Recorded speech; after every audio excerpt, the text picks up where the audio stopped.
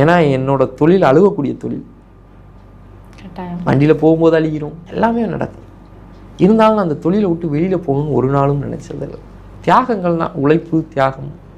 நான் இளமை பருவத்தை பெரிதாக கொண்டாடியதில்லை, மற்றவர்கள் மாதிரி என்ஜாய் பண்ணது கிடையாது. ஏன்னா அப்போவே நீங்கள் பிஸ்னஸ்குள்ளே வந்து. ஆமாம், இன்னைக்கு என்னோட ஒரு சிறு பழமொழி தான் எல்லா இளைஞர்களுக்கும் சொல்லக்கூடியது.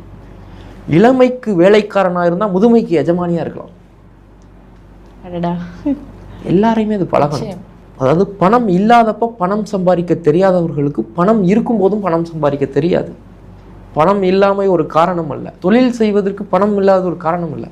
நம்பிக்கையை வளர்த்துங்க. எல்லா இடத்துலையும் தொழில் செய்ய நம்பிக்கை தான் தேவை.